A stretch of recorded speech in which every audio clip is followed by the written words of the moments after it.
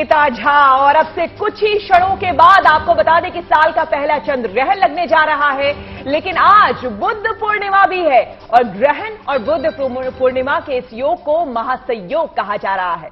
आपको बता दें कि चंद्रमा को ज्योतिष में मन का कारक कहा जाता है। ऐसे में हमारे आपके मन पर पड़ने वाले असर के लिहाज से चंद्र ग्रहण खास और खास हो जाता है। लेकिन इस दुर्लभ संयोग में कई सवाल भी है जो नवजोत जानेंगी। आपको बता दें कि लगातार आप हमारे साथ बने रहे। हमारे तमाम मेहमानों से आपको हम परिचय करवाएंगे, बताएंगे आपको इस दुर्लभ संयोग के भी बारे में। नमस्कार, मैं हूं नवजोत रंधावा। देखिए, गुड न्यूज टुडे पर ये बड़ी और महा कवरेज लगातार जारी रहेगी। चंद्र ग्रहण के दौरान आपको क्या करना है, क्या नहीं करना। हालांकि सूतककाल माने नहीं, लेकिन फिर भी असर कितना होगा, क्योंकि इससे पहले हमने सूर्य ग्रहण के दौरान भी देखा था, भले ही सूतककाल माने नहीं था भारत पर, लेकिन फिर भी असर हुआ था।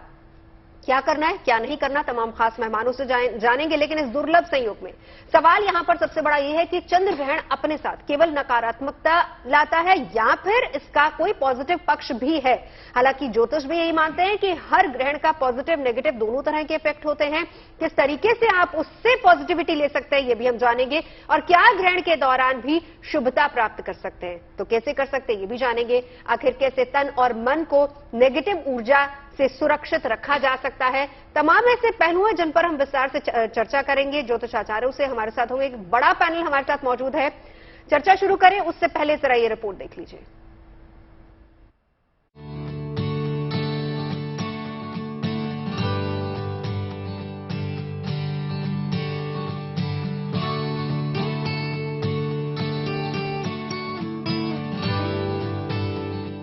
अब से कुछ देर बाद भारत समेत दुनिया के कई देश साल के पहले चंद्र ग्रहण का गवाह बनेंगे। विज्ञान और ज्योतिष शास्त्र के अनुसार रात 8:44 से शुरू होने वाला ये चंद्र ग्रहण देर रात 1:02 तक रहेगा।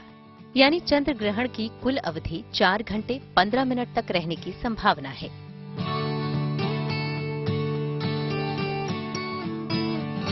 वैशाख पूर्णिमा यानी बुद्ध पूर्णिमा पर लगने वाला ये चंद्र ग्रहण कई मायनों में खास भी है। करीब 130 साल बाद ये संयोग बन रहा है। चंद्र ग्रहण जब भी लगेगा उसकी पहली शर्त यही है कि वो पूर्णिमा पर लगेगा। ऐसा माना जा रहा है कि बुद्ध पूर्णिमा पर लगभग 135, कुछ लोग कह रहे हैं, कुछ लोग 139 कह रहे हैं कि इतने वर्षों के बाद बुद्ध पूर्णिमा पर चंद्र ग्रहण का संयोग बना हुआ है। हालांकि साल 2023 का पहला चंद्र ग्रहण पूर्ण या आंशिक नहीं बल्कि उपछाया चंद्र ग्रहण है।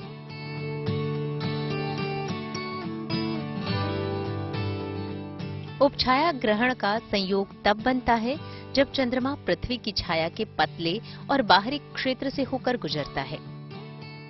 ऐसे में ज्योतिष शास्त्र के जानकार उपछाया चंद्र ग्रहण के दौरान सूतक काल से इनकार कर रहे हैं।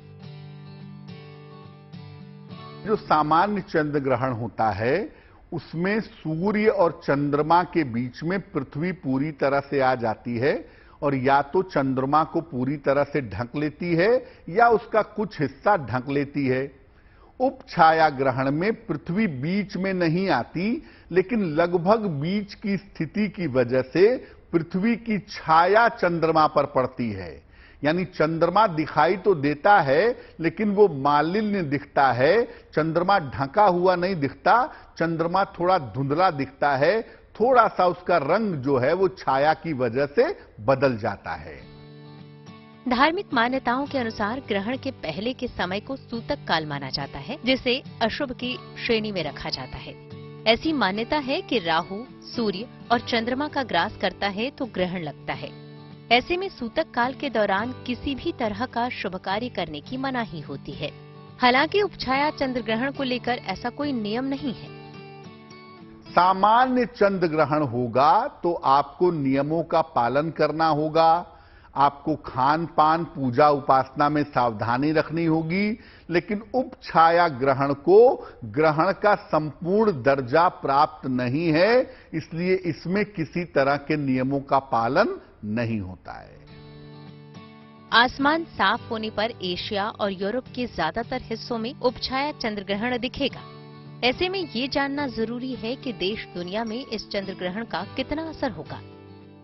चंद्र ग्रहण जो है वो सबसे ज्यादा असर डालता है जल तत्व पर, और हमारी पूरी दुनिया का 70% हिस्सा लगभग जल से बना हुआ है। अब चंद्र ग्रहण जब भी आएगा उसके 15 दिन आगे या पीछे एक तो क्लाइमेटिक चेंजेस होंगे, प्रकृति में परिवर्तन होंगे, और साथ ही साथ प्राकृतिक आपदाओं के आने की संभावना थोड़ी बढ़ जाती है।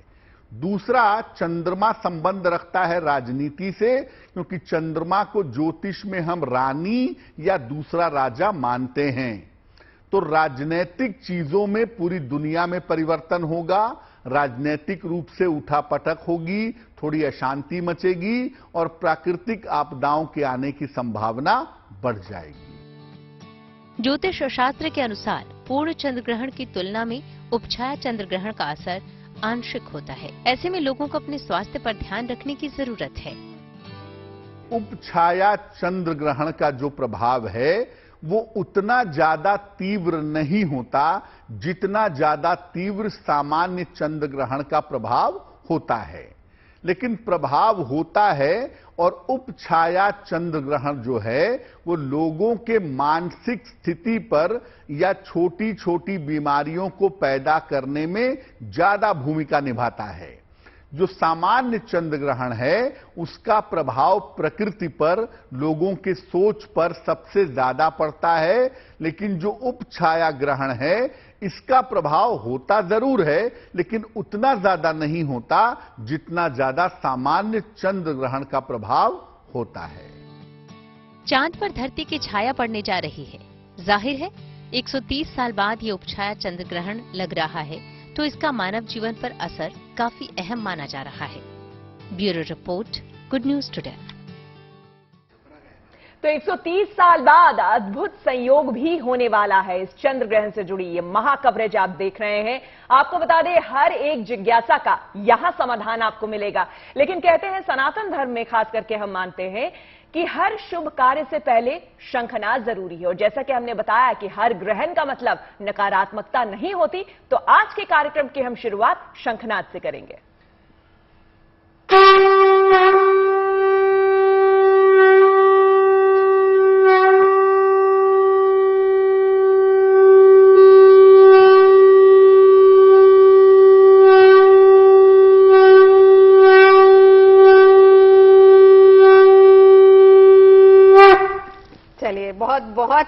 बहुत अच्छी शुरुआत हुई है और हम इसको कह सकते हैं कि ये सकारात्मक शुरुआत। आचार्य शैलेश तिवारी जी धर्मगुरु हमारे साथ जुड़ चुके हैं, प्रतीक भट्ट जी ज्योतिषाचार्य हमारे साथ है, डीपी शास्त्री जी बहुत बहुत स्वागत है।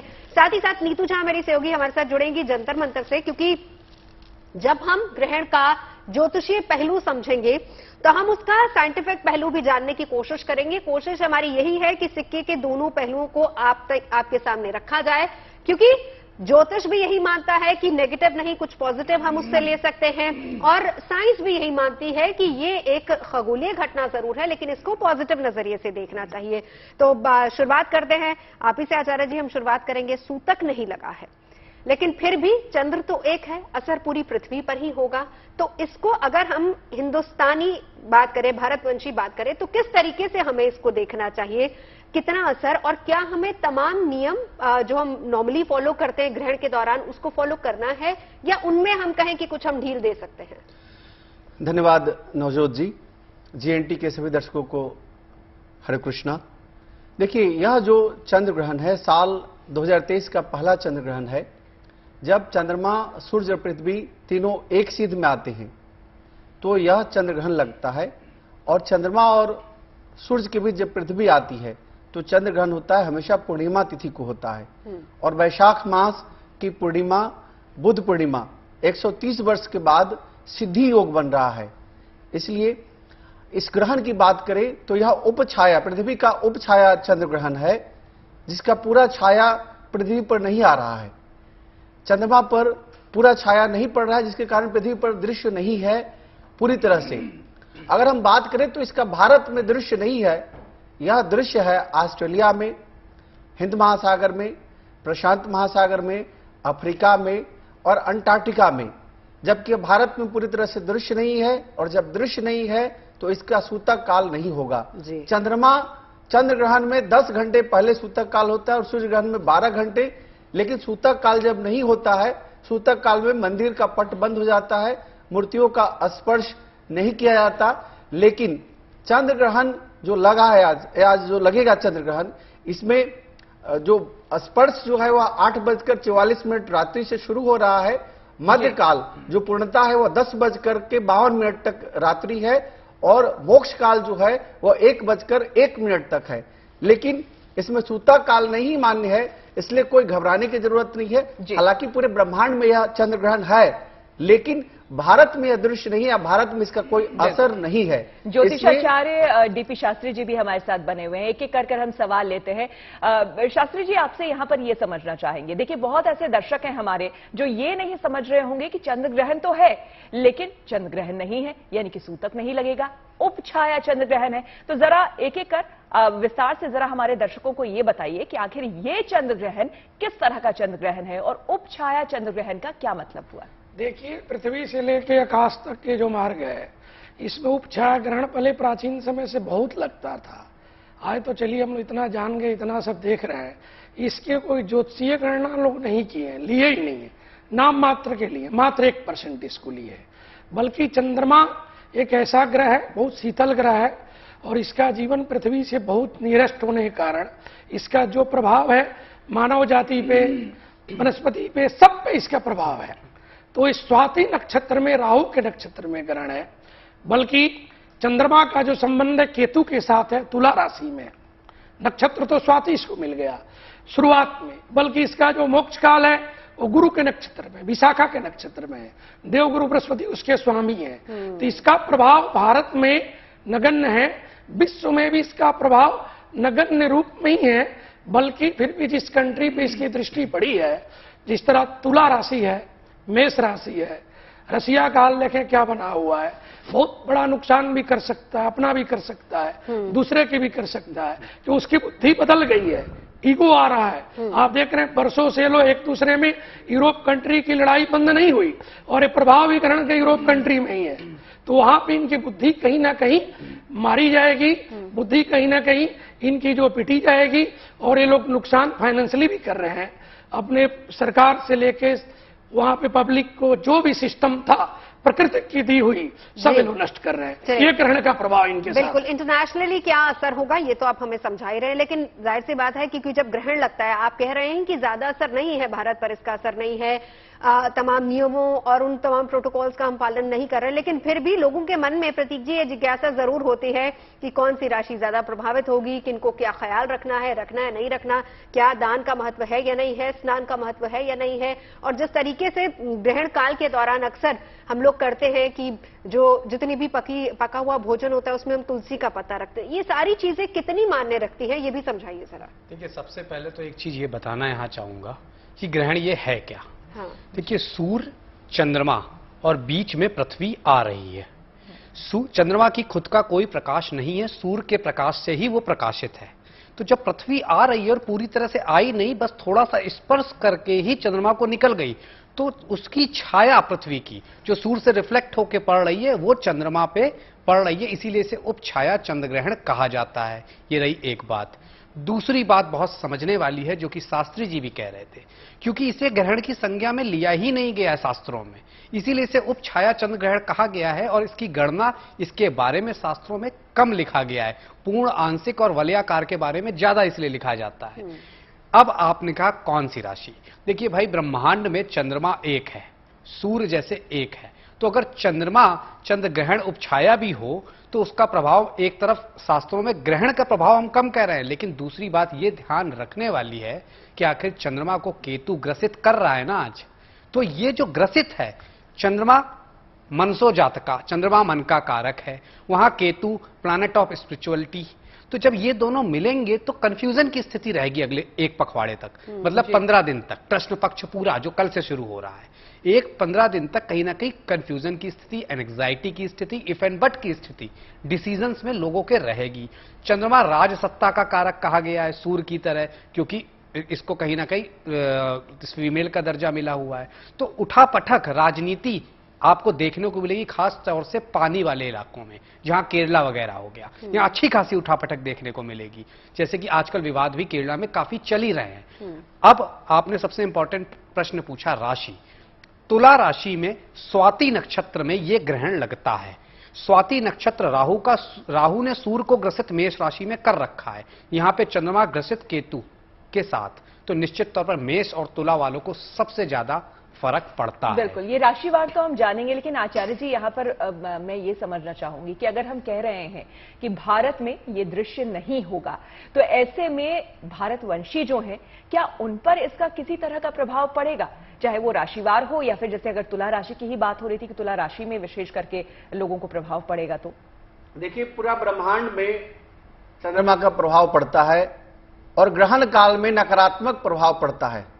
चूंकि जो निगेटिविटी है वह पूरे ब्रह्मांड में फैलता है, इसलिए इसका प्रभाव भारत में भी आएगा। जैसे रशिया, रूस लड़ाई की स्थिति में आ गया है, जब लड़ाई करेगा तो पूरे विश्व के पटल पर आर्थिक रूप से पूरे विश्व चरमराएगा, अगर विश्व युद्ध की भी स्थिति उत्पन्न हो सकता है।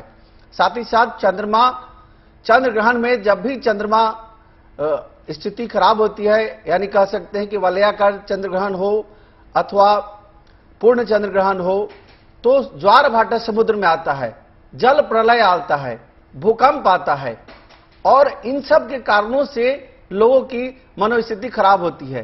चंद्रमा मन का कारक है, तो डिप्रेशन बहुत ज्यादा देता है, लोगों के अंदर पागलपन देता है, लोगों के अंदर गुस्सा देता है, ईगो देता है। और जिस प्रकार का अभी आपने देखा कि 2 दिन पहले यूक्रेन ने जिस तरह एक बहुत बड़ा धावा बोला, बहुत बड़ा स्थिति खराब किया, लड़ाई की नई स्थिति पैदा की, तो इससे यह जाहिर होता है कि कहीं ना कहीं रशिया का पुतिन के मस्तिष्क में ईगो पैदा होगा और वह पूरी दुनिया को परेशानी में पैदा कर सकते हैं। इस प्रकार का भी डर और भय चंद्र ग्रहण के प्रभाव से होता है और अगले 15 दिन यानी एक पक्ष तक यह स्थिति बनी रहती है। और ऐसे में सोना का भाव बहुत उछाल आएगा, शेयर मार्केट बहुत ज्यादा डाउन होगा, आर्थिक वित्तीय स्थिति बहुत नीचे जाएगा।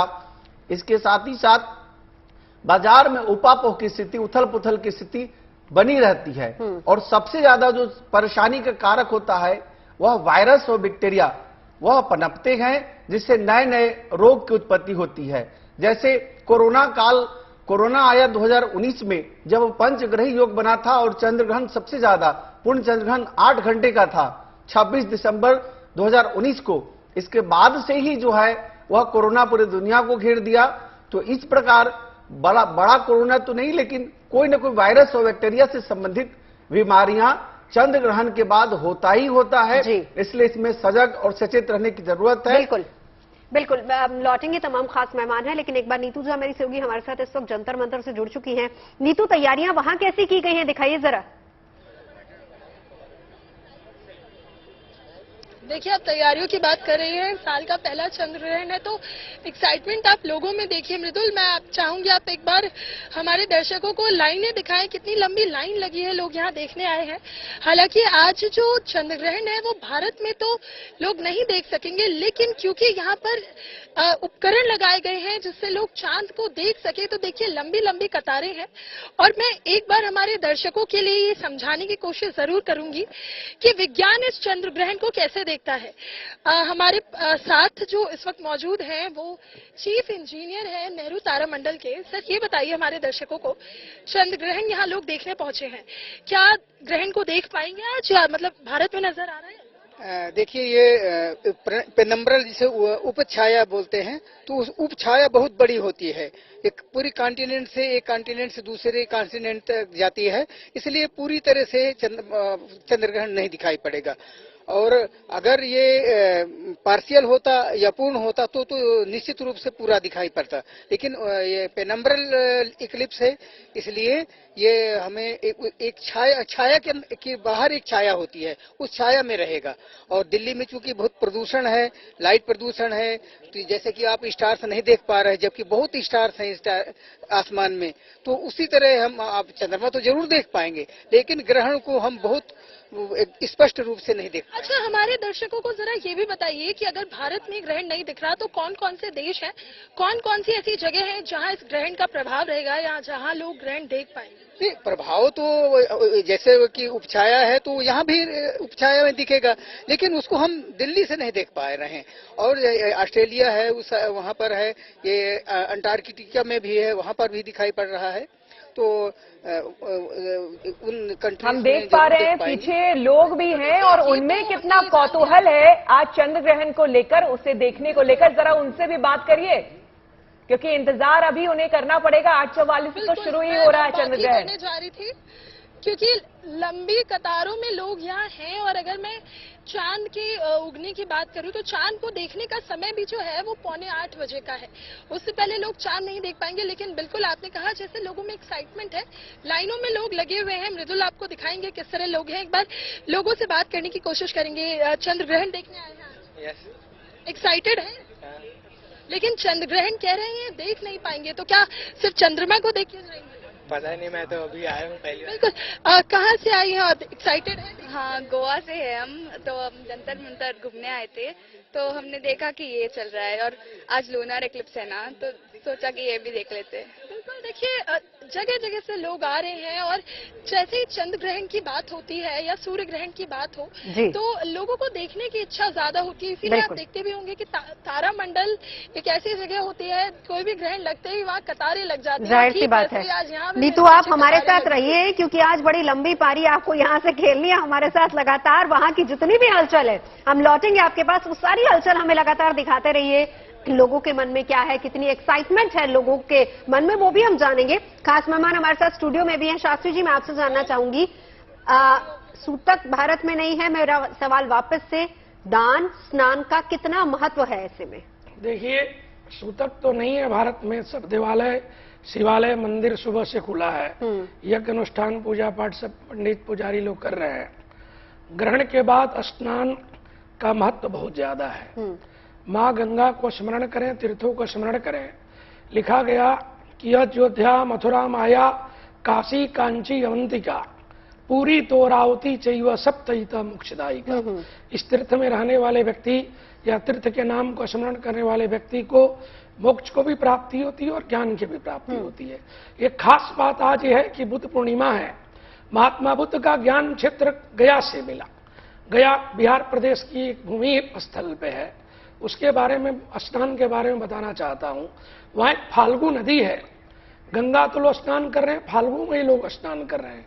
और बौद्धिस्ट कंट्री के जितने लोग हैं सब गया आते हैं स्नान करने के लिए। आज तो ग्रहण है तो उसका दुगुना फल मिलेगा। शास्त्री जी, मैं आपको रोक रही हूँ क्योंकि मेरे सवाल का जवाब अभी पूरा नहीं हुआ। स्नान फिर कल सुबह किया जाए, और दूसरा जो गर्भवती महिलाएं हैं जिनको हम कहते हैं कि उनको पालन करना चाहिए, क्या आज पूरा दिन उनको और कल का दिन भी पालन करना है या नहीं करना है? ये दो सवाल। गर्भवती महिला का कोई पालन नहीं करना है। हाँ। कोई सूतक नहीं है, कोई दोष नहीं है, वो अपना दिन चर्चा जैसे करती रहे।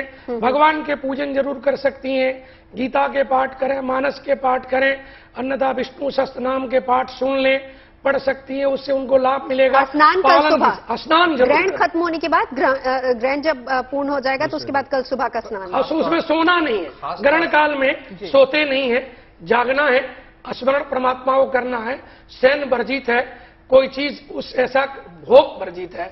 योग करें, साधना करें, जब तब करें, स्नान जरूर करें।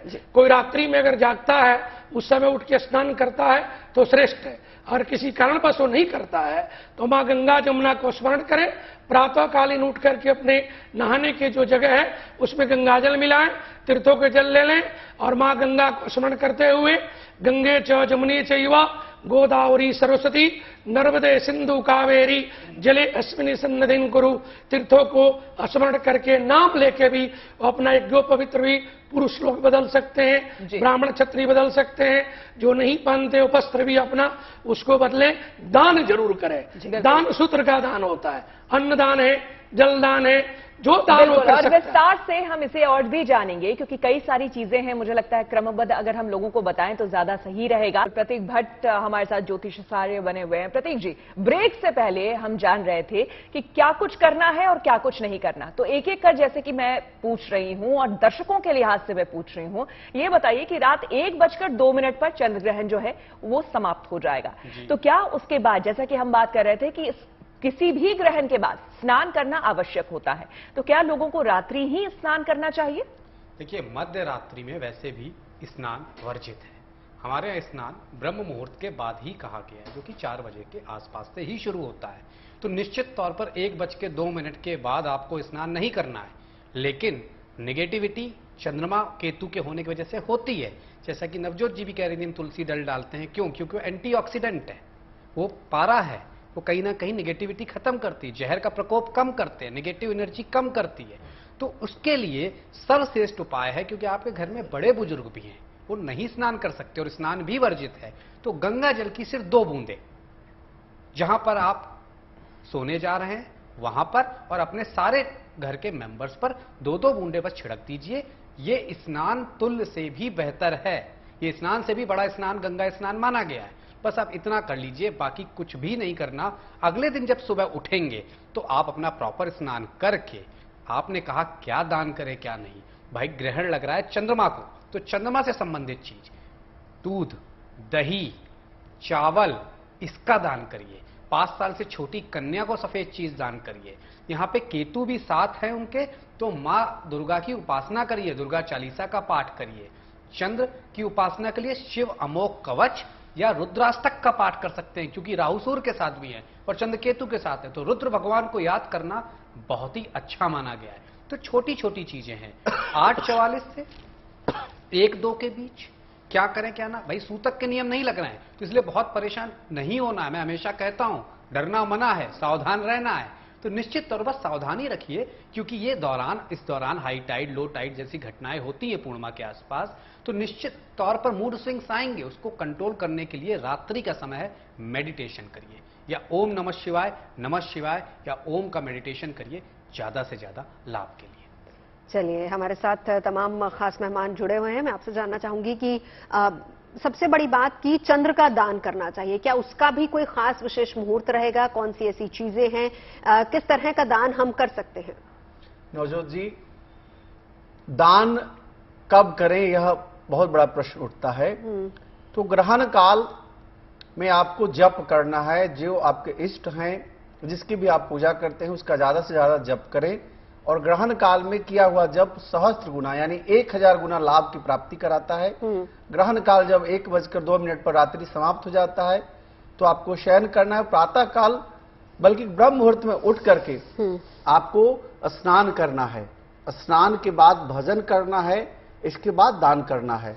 स्नान के समय गंगा से, जमुना से, सरस्वती, नर्मदा, गोदावरी, कृष्णा, कावेरी, सभी जो पवित्र नदियां हैं उनको स्मरण करके स्नान करना है। और कहां स्नान करना है?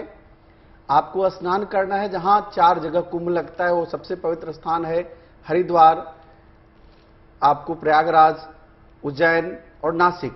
इसके अलावा गंगा सागर भी सबसे पवित्र स्थान है। कुरुक्षेत्र में भी स्नान की विशेष महत्ता है, पेहुआ में भी स्नान की महत्ता है। इसके साथ ही साथ विशेष रूप से सभी पवित्र नदियों में स्नान करना है। स्नान के बाद दान करना है, स्नान के बाद भजन करना है, सूर्य भगवान को अर्घ्य देना है, इसके बाद दान करना है। और दान चावल का दान करना है, सूर्य के उदय के बाद दान करना है, और ग्रहण काल में ही स्पर्श कर लेना है। आपको कितना चावल दान करना है और किसे करना है, उसको स्पर्श कर लीजिए।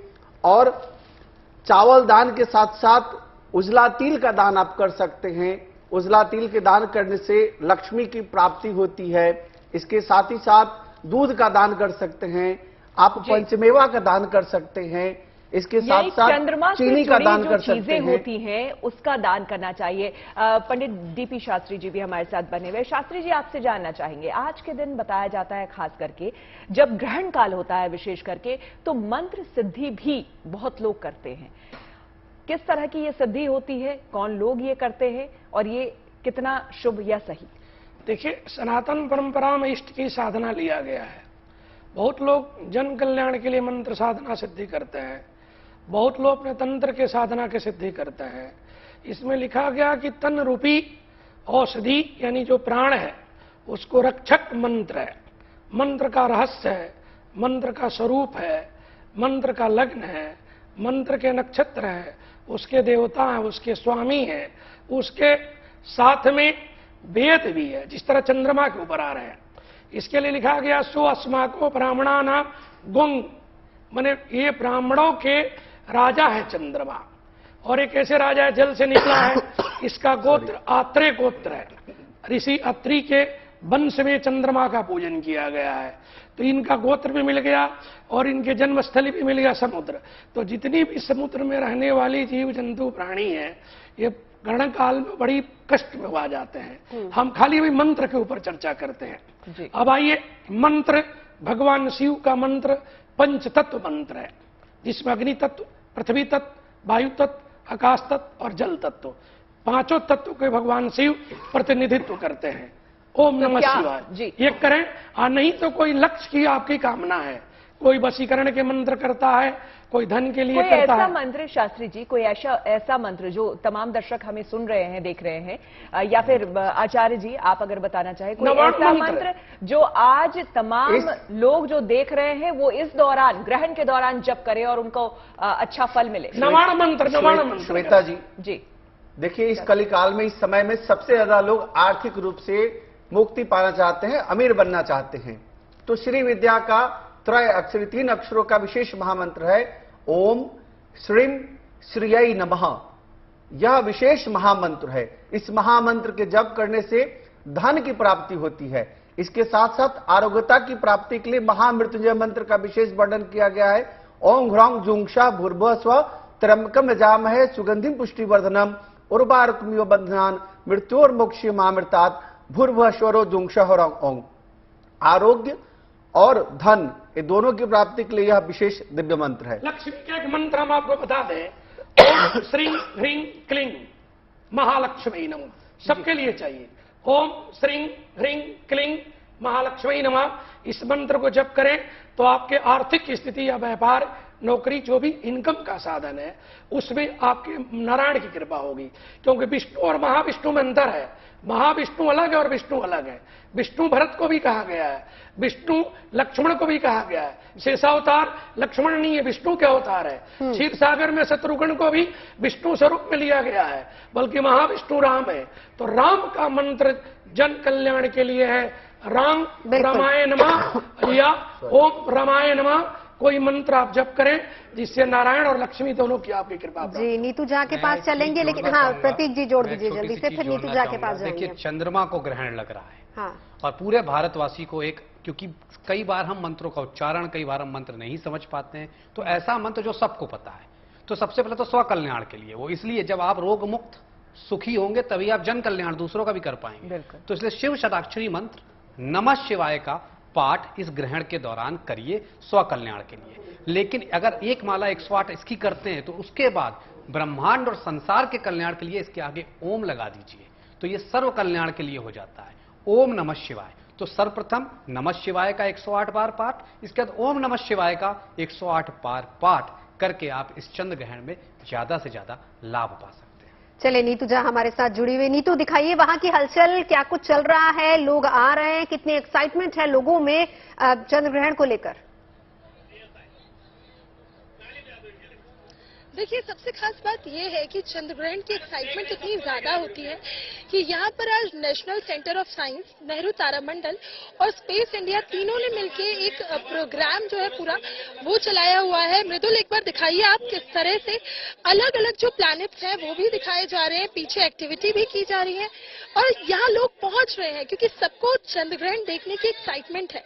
जिस तरह से अभी हम पहले भी बता रहे थे कि चंद्र ग्रहण हो या सूर्य ग्रहण हो, लोग उसके बारे में जानना समझना चाहते हैं।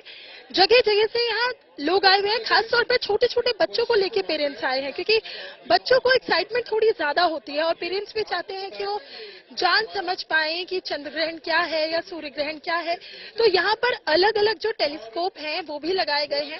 ये आप देखिए, मेरे पीछे आपको प्लैनेट दिखेंगे। इसकी खास बात यह है कि यहाँ आपको ये दिखाएंगे कि आपका किस प्लैनेट पे या मून पे, मरकरी, जुपिटर पे कितना वजन होगा। तो ये जो तमाम जो एक्टिविटी है वो भी यहाँ करवाई जा रही हैं जिससे बच्चे जो हैं वो खास तौर पर एंजॉय कर सके। इस वक्त मेरे साथ मौजूद है स्पेस इंडिया के इंजीनियर। ये बताइए, चंद्र ग्रहण को लेकर आप लोग खास तैयारियां कर रहे हैं, पूरी एक्टिविटी जैसा माहौल बनाया हुआ है, रिस्पॉन्स भी बहुत अच्छा है लोगों का। चंद्र ग्रहण नजर नहीं आएगा, भारत में पार्शियली ही शायद नजर आने वाला है, तो क्या कुछ आज खास देख सकेंगे बच्चे यहाँ पर और जो लोग यहाँ पहुंच रहे हैं, क्या क्या तैयारी है? जी देखिए, हमारी जो ऑर्गेनाइजेशन है स्पेस इंडिया ऑर्गेनाइजेशन, वो कोलैबोरेशन में जैसे एनएससी नेशनल साइंस सेंटर क्या खास देखने मतलब हम यहाँ पर ऑब्जर्व करने के लिए आए हैं लूनर इक्लिप्स को, जो कि एक पार्शियल लूनर इक्लिप्स है, पेनम्ब्रल लूनर इक्लिप्स है, जिसमें आपको जो डार्कनेस है, जो शेडो है, वो बहुत डीप नहीं बल्कि एक लाइट टोन का आपको शेडो देखने को मिलेगा और उसमें आपको कलर्स भी देखने को मिल सकते हैं, कुछ रेडिश आपका मून देखने को मिल सकता है अभी। और जब हम इसे ऑब्जर्व करते हैं तो ये कई बार सवाल आता है कि ये जो लूनर इक्लिप्स या सोलर इक्लिप्स है हमारे लिए इतनी महत्वपूर्ण क्यों है, क्यों हमारे पीछे ये एक तरीके की तरकीब जो हमारी है यूनिवर्स को ऑब्जर्व करने की, उसमें ये कहाँ पे स्टैंड करता है, क्यों ये हमारे लिए आएंगे आप तो बनी रहे, लेकिन साथ ही साथ बता दें अपने दर्शकों को जो टेलीविजन स्क्रीन पर देख रहे हैं कि नासा से चंद्रमा की तस्वीरें देखिए आ गई है। किस तरह की तस्वीर अब देखने को मिल रही है। देखिए वहां पर अलग अलग, जैसा हमने आपको बताया कि भारत में तो मुश्किल है, लेकिन जो दूसरी जगहों पे जहां पे चंद्र ग्रहण ये दिखेगा, तो आपको हम साथ ही साथ ये भी कोशिश कर रहे हैं दिखाने की, जो नासा की तरफ से तस्वीरें सामने आई है, जारी की गई है, कि चंद्र ग्रहण जो आज का चंद्र ग्रहण है वो कैसा दिखेगा। तो आपको ये रेडिश अभी जो बता रहे थे कि रेडिश कुछ हल्का वो देखने को मिलेगा, तो वो हम टेलीविजन स्क्रीन पर भी दिखा रहे हैं। नीतू जरा वो जो बच्चे हैं बहुत एक्साइटेड है, हम देख रहे हैं, क्योंकि खास करके इस उम्र में भी काफी एक्साइटमेंट होता है, लूनर इक्लिप्स है, ऐसे में वो किस तरह से देखना चाह रहे हैं, क्या समझ रहे हैं, जरा बात करिए बच्चों से। बिल्कुल, मैं आपको बच्चे दिखाती हूँ एक बार। मैं अपनी सहयोगी से कहूंगी कि थोड़ा इस तरफ आए जहां आपको बच्चे नजर आएंगे। तमाम यहाँ एक्टिविटी हो रही है, छोटे छोटे बच्चे मौजूद हैं। बेटा ये बताओ क्या देखने आए हो? वीनस और मून को देखने आया हूँ। आज ल्यूनर इक्लिप्स भी लग रहा है, आप जानते हो ल्यूनर इक्लिप्स क्या होता है, चंद्र ग्रहण क्या होता है? यहाँ देखने पहुंचे हो, अब तक क्या क्या देखा? अभी तक सिर्फ वीनस दिखा है, 842 या 43 पे चांद निकलेगा। एक्साइटमेंट है? हाँ बिल्कुल। देखिए और भी बच्चे हैं, जिस तरह से मैंने श्वेता आपको बताया था, आज आपको यहाँ बच्चे ज्यादा नजर आएंगे। क्या नाम है आपका? आर्यन शर्मा। क्या देखने आए हो आज? आज मैं वीनस देखने आया और अपने मून के बारे में एक्सप्लोर करने आया हूँ। कुछ क्या क्या एक्सप्लोर किया? मैंने फ्रेजेस ऑफ मून देखे, मैंने जो भी उन्होंने एक्टिविटीज दिखाई थी मैंने वो देखी। अच्छा ये बताओ, वीनस देख लिया आपने? वीनस अभी देखा है मैंने। अच्छा देखिए, जिस तरह से अभी आपने बताया कि बच्चों को बहुत एक्साइटमेंट होती है जानने की, समझने की, तो यहाँ और बच्चे मौजूद हैं। और बिल्कुल नीतू लौटेंगे। क्या देखा आपने? वीनस एंड मून लौटेंगे। 7:50 हो गए, 8:44 का वो वक्त है जब चांद को ग्रहण लगेगा और तमाम खास मेहमान लगातार हमारे साथ जुड़े हुए हैं। हमें ब्रेक के लिए रुकना है, लेकिन उससे पहले एक छोटा सा सवाल प्रतीक जी मैं आपसे जानना चाहूंगी, क्योंकि इसका असर प्रकृति पर भी होता है और आपने कहा वो इलाके जो पानी के आसपास है, जैसे साउथ में आप किरण लगा लीजिए, ऐसे वो इलाके प्रभावित होंगे। अब जिस तरीके से वेदर में हम देख रहे हैं कि मई के मौसम में हमें कोहरा देखने को मिल रहा है, क्या उत्तर भारत में भी कुछ इस तरह का प्रकृति पर असर होगा? उत्तर भारत में भी इसका असर होगा। देखिए जब सूर्य ग्रहण था तब भी नवजोत जी मैंने कहा था, उसके बाद ही इंडोनेशिया में भूकंप वगैरह शुरू हुए, तो यहाँ पर जल से रिलेटेड चीजें होंगी। जलीय इलाके, चाहे वो एशिया पैसिफिक के हों या अफ्रीका या ऑस्ट्रेलिया के, और खासतौर से इंडिया में महाराष्ट्र, केरला, इनकी राजनीति में अच्छा खासा असर आएगा। अब बात करें अगर उत्तर प्रदेश या उत्तर भारत की, तो यहाँ पर खासतौर से पंजाब जैसे एरियाज में आपको अगले 20 दिन में छोटी मोटी हलचल जरूर देखने को मिलेगी।